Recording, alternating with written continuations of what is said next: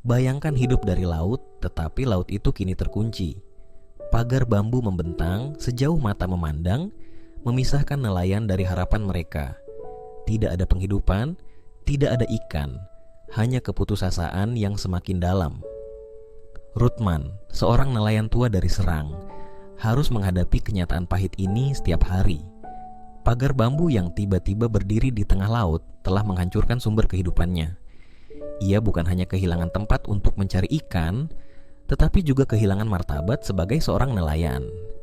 Setiap pagi, ia mendayung perahunya dengan tangan kasar dan tubuh yang mulai melemah, berharap menemukan celah di antara pagar itu. Tapi yang ia temukan hanyalah kekecewaan. Di rumah, keluarga Ruthman menunggu dengan perut lapar dan hati penuh harap.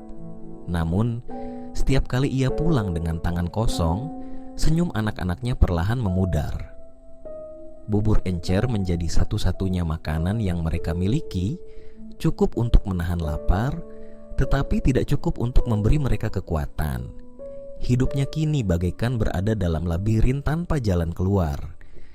Janji-janji perubahan yang ia dengar hanyalah janji kosong, dan laut yang seharusnya menjadi tempat mencari harapan telah berubah menjadi tempat yang penuh ketidakpastian. Assalamualaikum warahmatullahi wabarakatuh.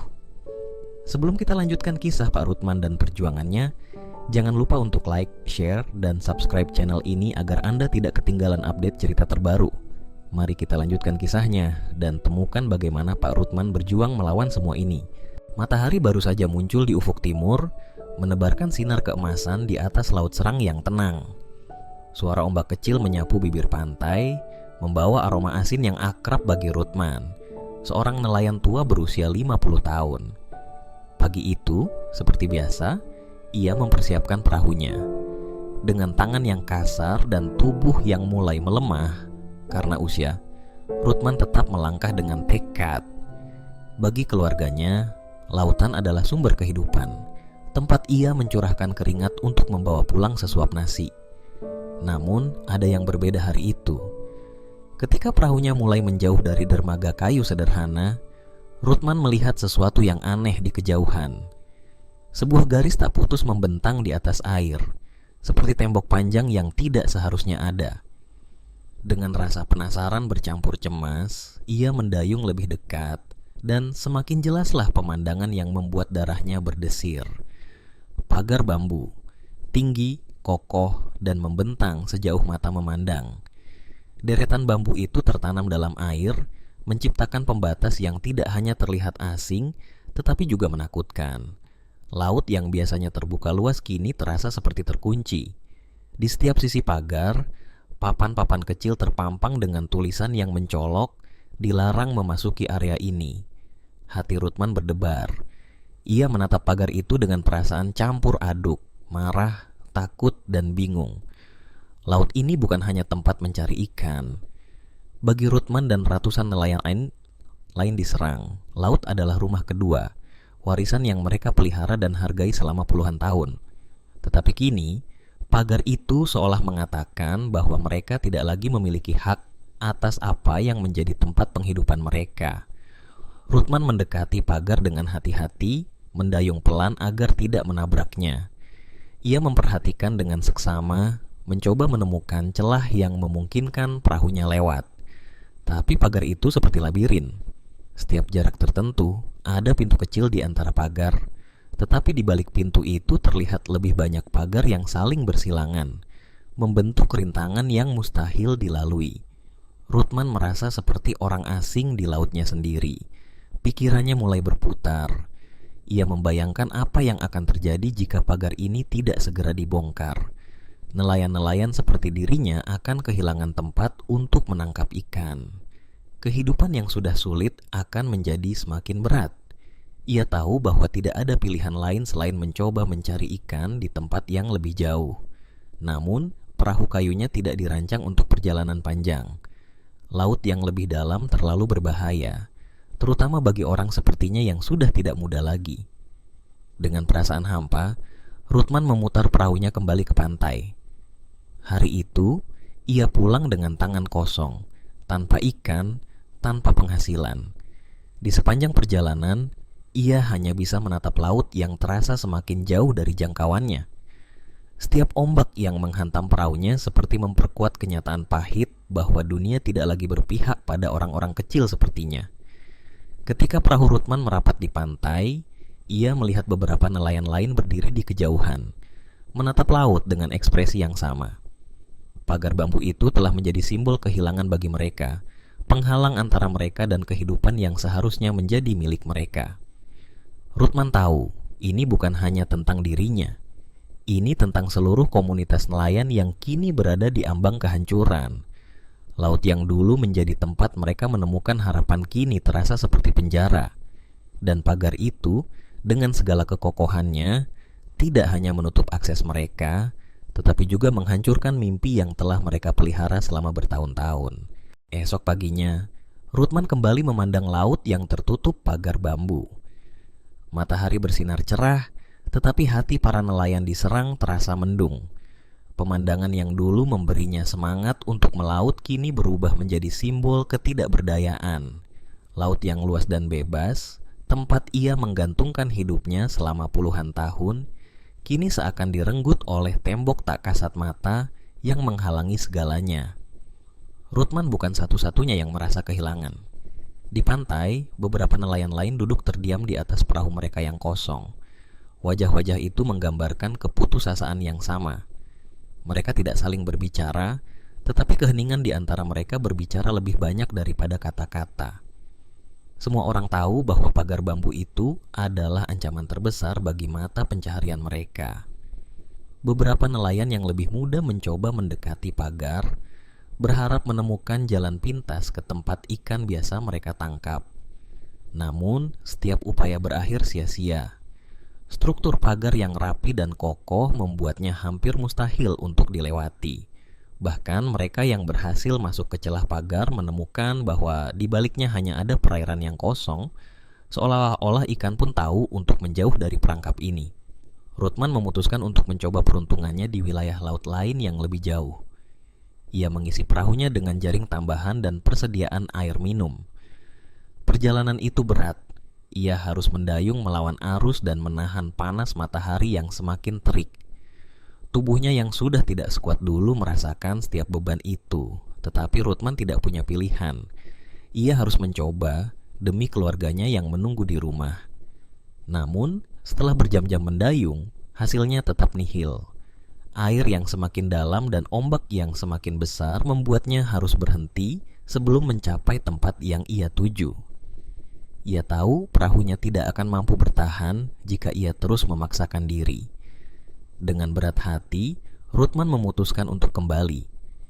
Hatinya hancur ketika ia melihat tangannya yang kosong, tidak membawa satupun ikan.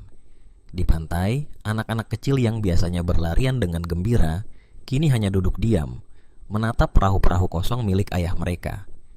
Ruthman melihat Aldi, anak bungsunya, berdiri di depan rumah dengan wajah penuh harap.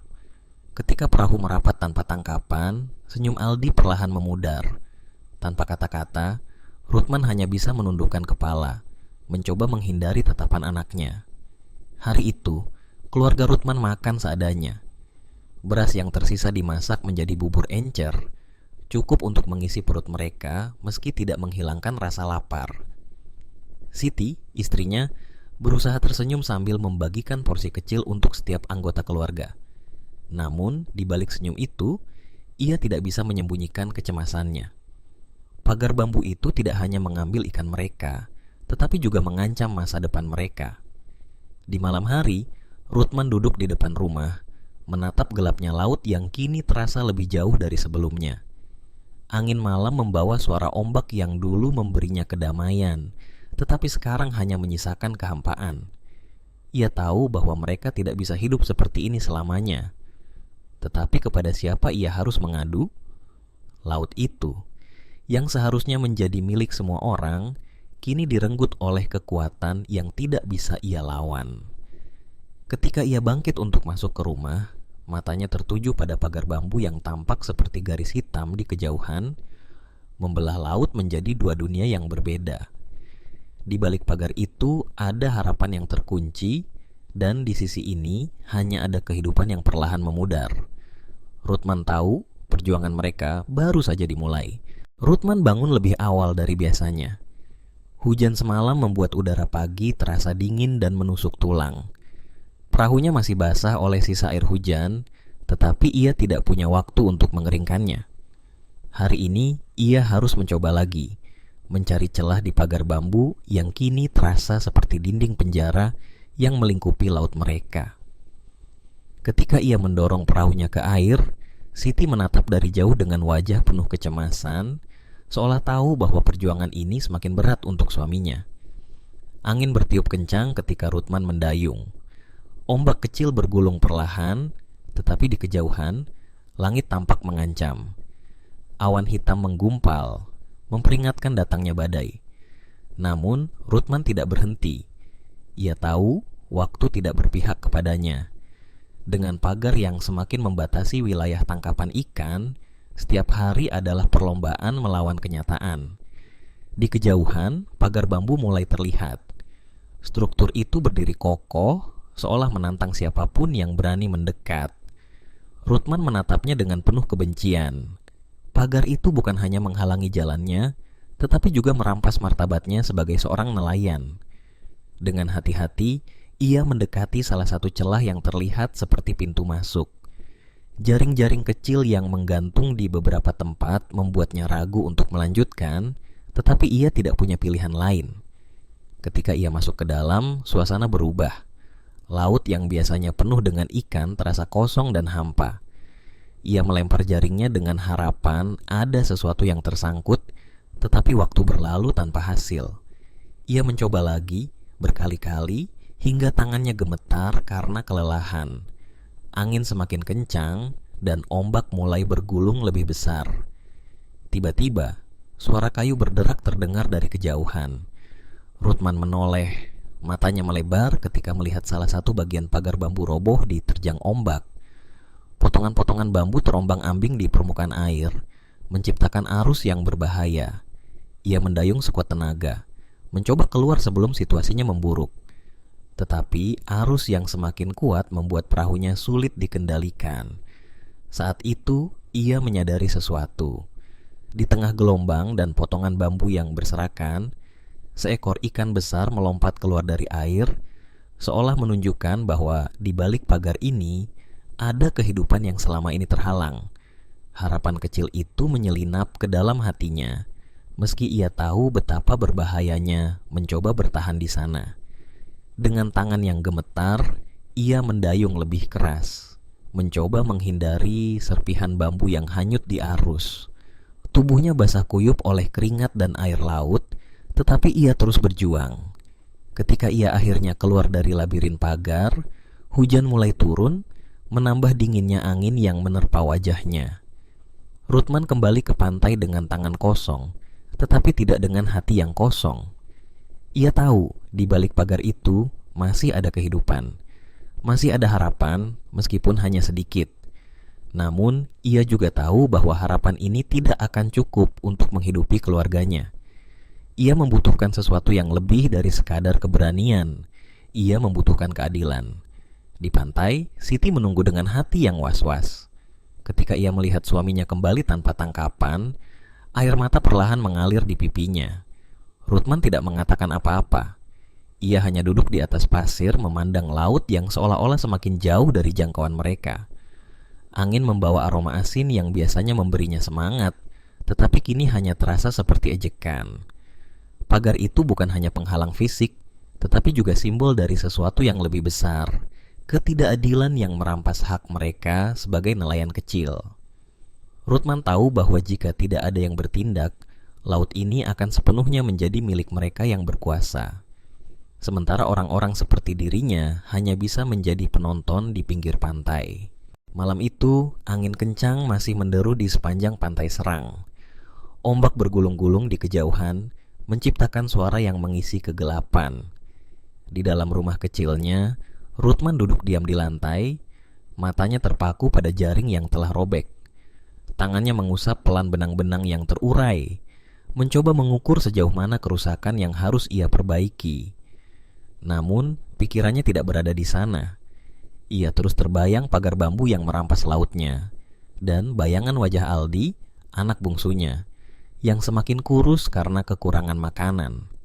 Di luar, cahaya bulan samar-samar menerangi garis pagar yang terlihat dari pantai, seolah menjadi pengingat bahwa setiap hari yang berlalu adalah perjuangan yang semakin berat.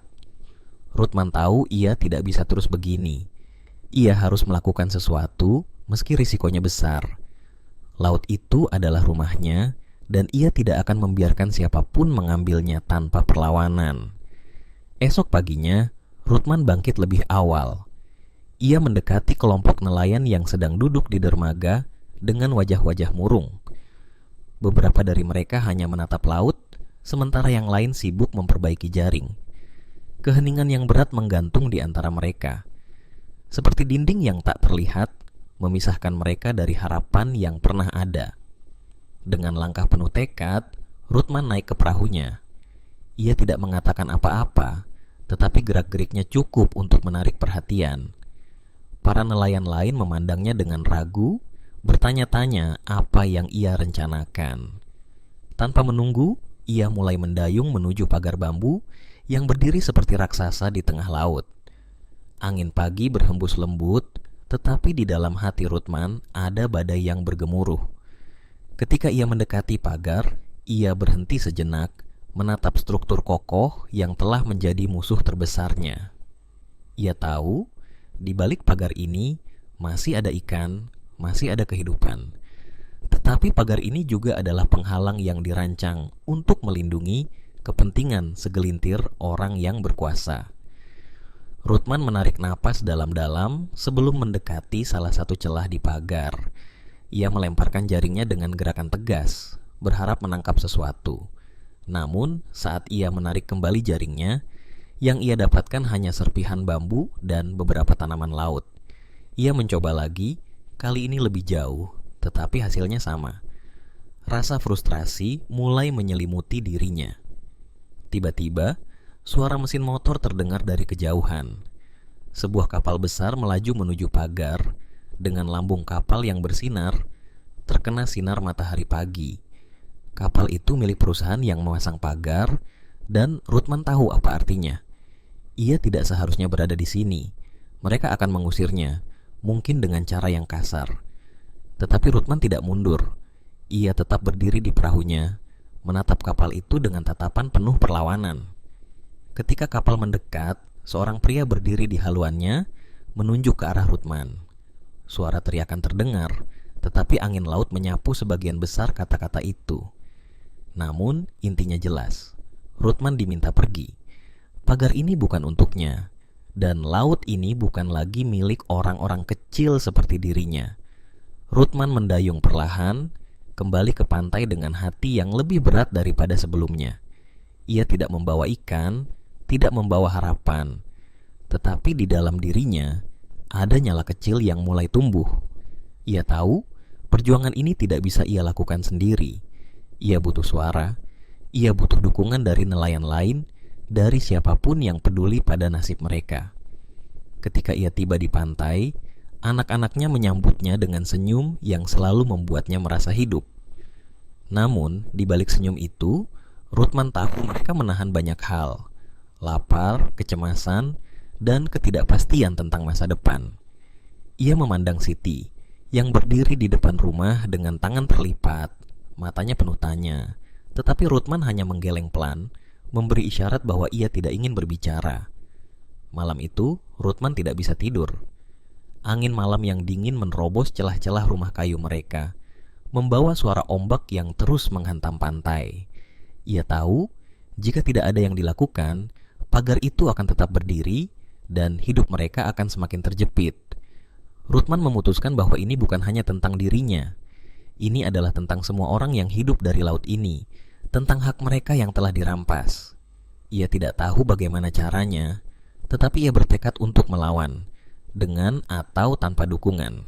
Keesokan harinya, Ruthman duduk di tepi pantai dengan tatapan kosong. Laut yang biasa memberinya penghidupan kini terasa semakin jauh dari jangkauan. Di sekelilingnya, nelayan lain berkumpul dengan perasaan serupa. Beberapa memperbaiki jaring, meskipun mereka tahu jaring itu mungkin tidak akan digunakan dalam waktu dekat. Yang lain duduk diam, hanya memandang ke arah laut, berharap keajaiban akan datang. Ruthman menggenggam segenggam pasir, membiarkan butiran halus itu jatuh perlahan dari celah jarinya. Perasaan itu persis seperti hidup mereka sekarang, perlahan-lahan hilang tanpa daya. Tapi kali ini, ia tidak ingin diam.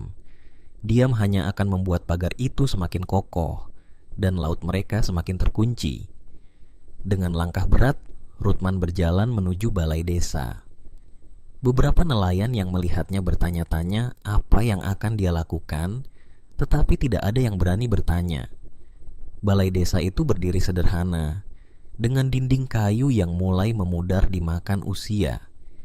Di sana, kepala desa, seorang pria paruh baya dengan wajah penuh kerutan, sedang berbicara dengan beberapa perangkat desa. Ruthman berdiri di pintu, diam sejenak, sebelum akhirnya melangkah masuk. Semua mata tertuju padanya. Kepala desa menghentikan pembicaraannya dan menatap Ruthman dengan ekspresi bingung. Suasana menjadi hening. Ruthman menarik napas panjang, lalu mulai bicara. Suaranya gemetar oleh emosi yang selama ini ia tahan. Ia menceritakan bagaimana pagar bambu itu telah menghalangi mereka mencari nafkah, bagaimana nelayan-nelayan di desa itu sekarang pulang dengan tangan kosong, dan bagaimana anak-anak mereka mulai merasakan lapar yang tidak pernah mereka alami sebelumnya. Ia menjelaskan bahwa laut itu adalah tempat mereka hidup, tetapi sekarang telah dirampas oleh kekuatan yang tidak bisa mereka lawan. Kata-katanya mengalir, penuh rasa marah, kecewa, dan ketidakberdayaan. Kepala desa hanya mendengarkan dengan raut wajah yang sulit terbaca. Ia tidak memberikan tanggapan apapun hingga Ruthman selesai berbicara. Ketika Ruthman selesai, suasana kembali hening. Beberapa perangkat desa tampak canggung, sementara kepala desa menghela napas panjang. Ruthman tahu harapannya tidak besar. Selama ini, ia merasa bahwa mereka yang memiliki kekuasaan jarang peduli pada orang-orang kecil seperti dirinya. Tetapi hari ini, ia tidak ingin menyerah tanpa mencoba. Setidaknya, suaranya telah terdengar, dan ia berharap itu cukup untuk memulai sesuatu. Pertemuan di lapangan desa berlangsung di bawah langit cerah, tetapi suasana hati para nelayan tetap mendung. Mereka berdiri dengan wajah penuh harap, berharap protes mereka akhirnya didengar. Kepala desa duduk di sebuah kursi kayu sederhana, dikelilingi oleh perangkat desa yang tampak ragu. Di depan mereka, Ruthman berdiri dengan tubuh yang lelah, tetapi hati yang masih berjuang. Satu persatu, nelayan maju untuk berbicara. Mereka menceritakan bagaimana pagar bambu itu telah merampas hak mereka untuk hidup. Laut yang dulu menjadi tempat mereka menggantungkan harapan kini terasa seperti musuh. Tidak ada ikan yang tersisa, tidak ada makanan yang cukup untuk keluarga mereka. Suara mereka penuh dengan rasa sakit dan frustrasi, tetapi tetap tidak ada jaminan bahwa keluhan mereka akan membuahkan hasil. Kepala desa mendengarkan dengan ekspresi datar. Setelah semua selesai berbicara, ia berdiri, mengangkat tangannya untuk meminta perhatian. Dalam suara yang rendah namun tegas, ia mengucapkan janji yang terdengar rapuh. Ia akan membawa masalah ini ke tingkat yang lebih tinggi, kepada pihak yang memiliki wewenang lebih besar. Namun, janji itu terasa kosong. Para nelayan, termasuk Ruthman, tahu bahwa harapan itu hanya formalitas. Pagar bambu itu bukan hanya sekadar penghalang fisik, tetapi juga simbol dari kekuatan yang tidak bisa mereka lawan. Kekuatan yang terletak di tangan mereka yang memiliki uang dan pengaruh. Setelah pertemuan selesai, para nelayan pulang ke rumah masing-masing dengan langkah berat. Tidak ada yang berubah. Laut tetap terkurung, dan ikan tetap di luar jangkauan. Janji kepala desa hanya menjadi tambahan beban bagi hati mereka yang sudah lelah berharap. Ruthman berjalan kembali ke pantai. Ia berdiri di tepi air, menatap pagar bambu yang terlihat seperti garis panjang di cakrawala. Ombak kecil menyentuh kakinya, seolah mengingatkan bahwa laut itu pernah menjadi sahabatnya. Sekarang, laut itu terasa seperti dunia lain yang tidak lagi bisa ia masuki. Ketika ia kembali ke rumah, Siti sedang duduk di depan pintu, mencoba menjahit pakaian anak-anak mereka yang sudah mulai usang. Aldi, anak bungsunya, duduk di lantai, menggambar dengan arang di atas selembar kertas lusuh. Ruthman berdiri di sana sejenak, merasa hampa. Ia tidak tahu harus berkata apa. Malam itu, Ruthman duduk di luar rumah, ditemani angin malam yang dingin. Ia menatap langit yang penuh bintang, mencoba mencari jawaban di antara keheningan. Tetapi tidak ada jawaban yang datang. Hanya ada keheningan yang semakin dalam, seperti jurang yang memisahkan dirinya dari harapan. Pagar itu tetap berdiri. Janji kepala desa tetap menjadi janji kosong. Dan laut yang seharusnya menjadi milik mereka kini terasa lebih jauh dari sebelumnya.